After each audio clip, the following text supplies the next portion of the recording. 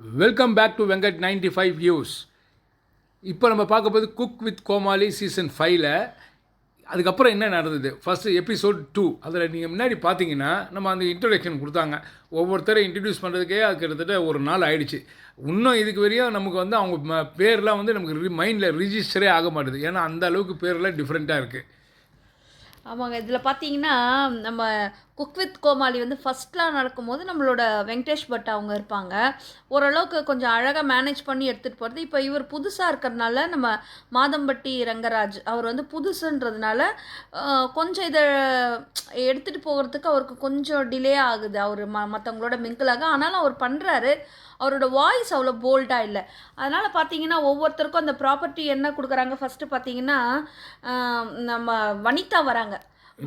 வனிதாவும் வித்துவும் வராங்க. இல்லை, அதுக்கு முன்னாடி என்னென்னா நம்ம அந்த ஃபஸ்ட்டு வந்து அந்த கோமாளியெல்லாம் இன்ட்ரடியூஸ் பண்ணும்போது எல்லாருக்கும் பொக்கே கொடுப்பாங்கல்ல. ஆமாம், அதுக்குள்ளே தான் ப்ராப்பர்ட்டி இருக்கு. அதுதான் ஃபஸ்ட்டு அவங்களுக்கு கொடுக்க அந்த சமையல் விஷயமே என்னென்னா அந்த ப்ராப்பர்ட்டி. அந்த பொக்கேக்குள்ளே ஒவ்வொருத்தருக்கும் இருக்கும். அதை நீங்கள் ஓப்பன் பண்ணி எடுத்திங்கன்னா நடுவில் ஒரு ஃப்ளவர் கொடுத்துருக்குறாங்க. அதை எடுத்து பார்த்தீங்கன்னா அதில் ஒரு ப்ராப்பர்ட்டி இருக்குது. வாழைப்பூ ஒருத்தருக்கு வந்து மல்லிகைப்பூ, அந்த மாதிரி ஒவ்வொரு வகையான பூக்கள்லேயே நமக்கு கொடுத்துருக்குறாங்க. ஆமாம், இந்த கான்செப்டே வந்து ஃப்ளாரல் கான்செப்ட் தான் சொல்லியிருக்காங்க.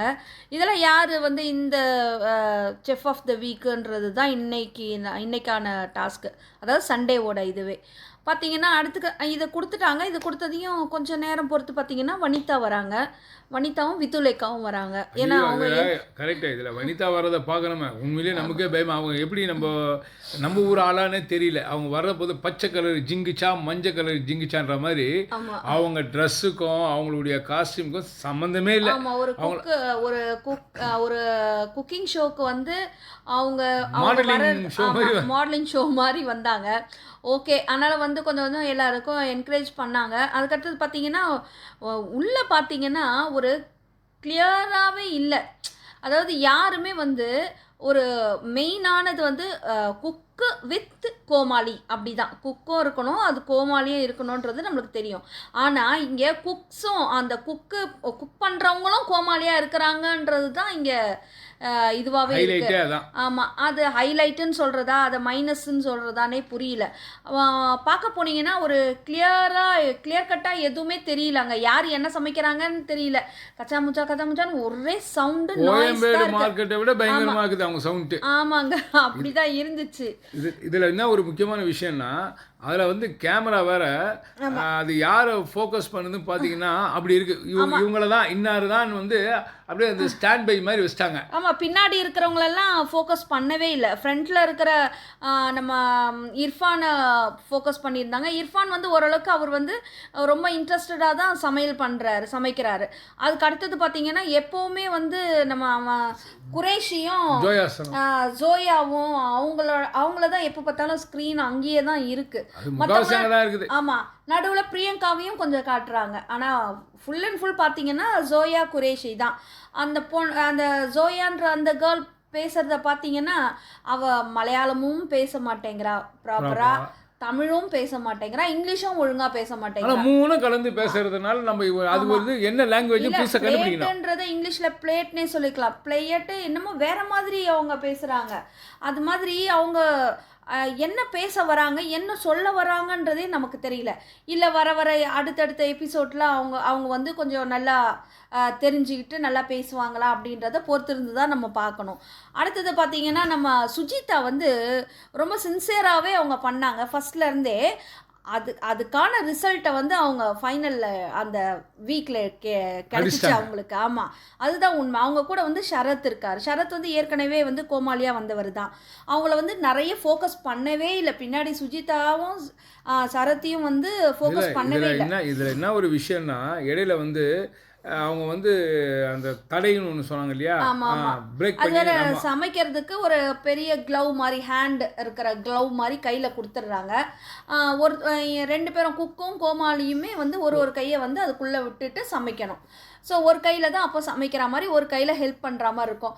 இதில் பார்த்தீங்கன்னா பாதி பேர் வந்து கையை எடுத்துட்டு விளையாட்டு போக்கில் ஜாலியாக இருக்கிறாங்க. ஸோ அவங்களுக்கெல்லாம் அதுக்கப்புறமா என்ன பண்ணுறாரு, மாதம்பட்டி ரங்கராஜ் என்ன பண்ணுறாரு, 10 மினிட்ஸ் வந்து அவங்களுக்கெல்லாம் வந்து தடை போட்டுறாரு சமைக்கிறதுக்கு. அதுக்கு அப்பெல்லாம் அவங்களுக்கு ஒரு பனிஷ்மெண்ட் என்ன, அதுதான் காமெடிக்கு எல்லாருக்கும் பனிஷ்மெண்ட்ன்றது. கோமாளிக்கு அந்த பனிஷ்மெண்ட்டை பார்த்தீங்கன்னா அந்த கோமாளிக்கு மசாஜ் பண்ணுற பனிஷ்மெண்ட் தான். அதாவது ஒரு சேர்ல உட்கார வச்சு மசாஜ் பண்றாங்க 2 கேர்ள்ஸ் வந்து. இதுக்கு கரும்பு தின்ன கூலியா அப்படிதான் இருக்கும். அப்போ என்ன பண்ணுவாங்க, சின்சியரா விளையாடவங்க கூடிய கோமாளி கூட அப்பப்போ கை எடுத்துன்னு ஓடுவாங்க. ஸோ அதையும் வந்து அது வேணும்னு தான் பண்ணியிருக்காங்க. நகைச்சுவை வேணும்னு தான் அவங்க செய்கிறாங்க. ப்ளஸ் வந்து கோமாளிகளும் அதுக்காக தான் அவங்க வந்து இதில் அவங்களோட திறமையும் காட்டுறாங்கன்னு வச்சுக்கோங்களேன். ஆனால் கூட ஃபுல் அண்ட் ஃபுல் ஒரு ரசிக்கிற மாதிரி அந்த கோமாளித்தனங்கள்லாம் நிறைய இல்லை. அதில் ஒரு அளவுக்கு பார்த்தா புகழ் பரவாயில்லை. அவர் புகழ் இருந்ததுனால ஓரளவுக்கு இருந்தது. அப்புறம் வந்து நம்ம விடிவி கணேஷ் அவங்க இருந்தது ஓரளவுக்கு பட்ட பாடு இருக்குத. ஐயோ அதுவும் புகழாட்டம் மாட்டிட்டு ஏதோ சொல்லுவாங்க பார்த்தீங்களா, ஒரு உரையில் ஒரு கட்சி தான் இருக்கணும்னு. அந்த மாதிரி இவரும் வந்து செம்ம காமெடி பண்ணுவார். ஆனால் அதை விட வந்து அவன் பயங்கர காமெடி புகழ் பண்ணுறதுனால அவங்களுக்குள்ளே என்ன ஆகுதுன்னா ரொம்ப வந்து இதுவாகவே இருக்குது. அதாவது அவர் ஒத்து போக மாட்டாரு, அவரோட இவர் ஒத்து போட மாட்டாரு. திடீர்னு புகழ் பார்த்தீங்கன்னா டமால் எடுத்து அப்பப்போ கட்டி பிடிச்சி முத்துறாப்புல. அது கணேஷுக்கு ரொம்ப பிடிக்கவே இல்லை. இதில் பார்த்தீங்கன்னா அந்த செல்லம்மா சீரியல் ஆர்டிஸ்ட் இருக்காங்க இல்லையா, அஞ்சனா அவங்க வந்து என்ன பண்ணுறாங்க, அவங்களும் புகழுமே வந்து அரட்டடிக்க ஆரம்பிச்சிடுறாங்க. ஸோ கோமாளி இல்லையா அவங்க. இதில் இர்ஃபானுக்கு தான் ரொம்ப கஷ்டப்பட்டார் அவர் தனியாக சமைக்கிறதுல. அவர் கூப்பிடவே செஞ்சுட்டாரு அஞ்சனாவை, வந்து இங்கே வந்து சமைக்கிற வேலையை பாருமா, நீ என்னம்மா அங்கே எப்போ பார்த்தாலும் புகழ்கிட்ட போயிட்டு அரட்டை அடிச்சிட்டு இருக்கிற அப்படின்ற மாதிரி வெறுக்கவே செஞ்சுட்டார் அவர். மாற்றிருங்க, இந்த பொண்ணு கூட வேண்டாம் அப்படின்ற மாதிரி ஜாலியாக தான் பேசினார். அது மாதிரி தான் போச்சு. ஆனாலும் ஒரு கிளியர் ஃபிகர் இல்லைங்க. ஒரு ரொம்ப இழுவையாக இருந்த மாதிரி இருந்தது. ஒரு விஷயம் நல்லா பண்ணியிருந்தாருன்னா நம்ம இவரை பாராட்டலாம். யாரு, தேவா. ஆமா, அவங்க பையன் இருக்காரு இல்லையா, அவரும் சூப்பரா சின்சியரா சமைச்சாரு. பாடி ஒரு நல்ல ஒரு என்டர்டெயின் பண்ணாரு. அவங்களே பாராட்டலாம். அது ஒரு ஆமா. அடுத்தது பாத்தீங்கன்னா தேவா சார் சூப்பரா பண்ணாரு. அடுத்தது பாத்தீங்கன்னா நம்ம மணி மேகலை இருக்காங்க இல்லையா, அவங்க பார்த்தீங்கன்னா இந்த தடவை வந்து அவங்க தான் ஹோஸ்டாக இருக்காங்க. வந்து நிறைய நடுவில் பேசுகிறாங்க. பட் வந்து நிஷா பண்ணுவாங்க பார்த்தீங்களா, அந்த அளவுக்கு இல்லை. நிஷா ஹோஸ்டாக இருக்கும்போது ரக்ஷனும் நிஷாவும் அந்த காம்பினேஷன் வந்து சூப்பராக இருந்தது. நிஷாவோட ஸ்பீச் நம்ம எல்லாருக்குமே தெரியும், ரொம்ப ஜாலியாக எல்லாரையும் வந்து அவங்க டேக்கிள் பண்ணுவாங்க. பட் வந்து மணி மேகலைக்கு இன்னும் அந்த இது வரல. இதில் இன்னொரு அடுத்த விஷயம் பார்த்தா, பிரியங்கா வந்து சமையலில் தான் இருக்கிறாங்க. அவங்க என்னமோ டக்குன்னு ஹோஸ்ட் மாதிரி ஞாபகத்தில் அந்த மாதிரி பேசுது.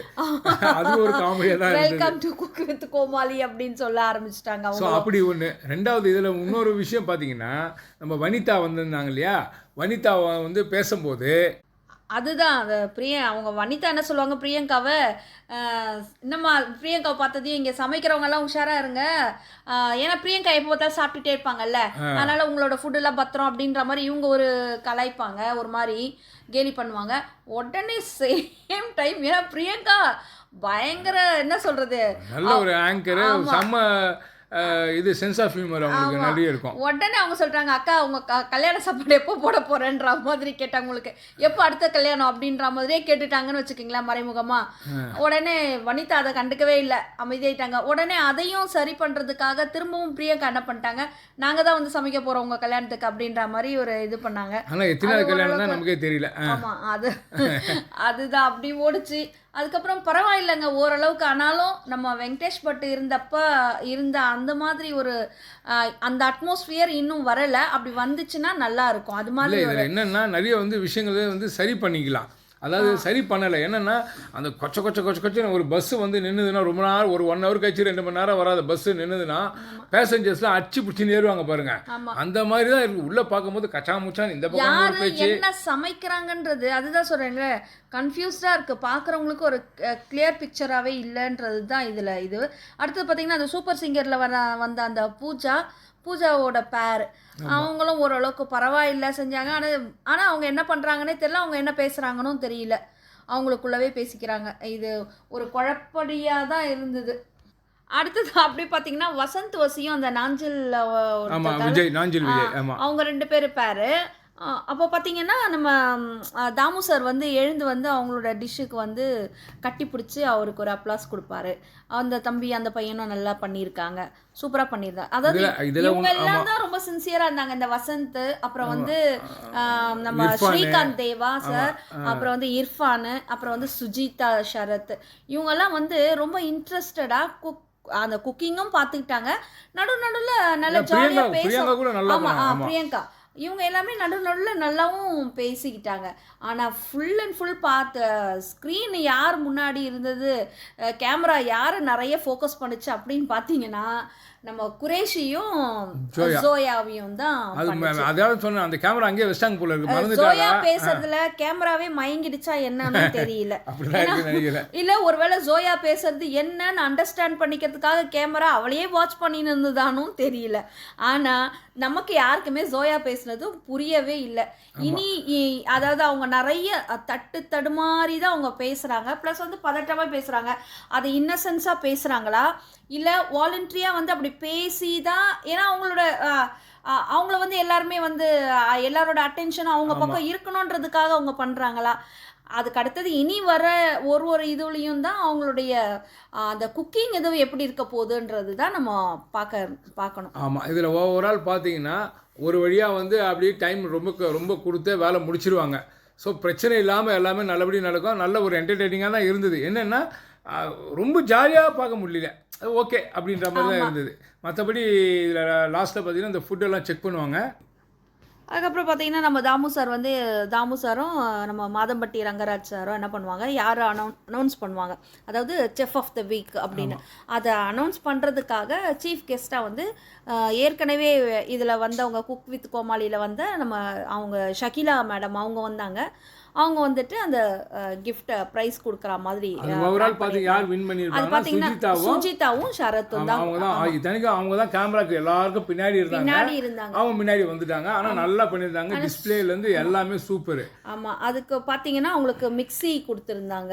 மிக்ஸி, அவனுக்கு டிவி, அதுக்கப்புறம் நிறைய வந்து கிஃப்ட் வவுச்சர்ஸ்லாம் நிறைய இருந்தது. மோர் தென் இதுல ஒரு ஜாலியா இருந்தது. யாரு பாத்தீங்கன்னா நம்மளோட பிரியங்கா அந்த இடத்த வந்து கொஞ்சம் ஓரளவுக்கு ஒரு நல்ல ஜாலியா வச்சுக்கிட்டாங்க. கொஞ்சம் ஒரு 2-3 செகண்ட் இருந்தாலும் சூப்பரா பண்ணாங்க அந்த இடத்துல.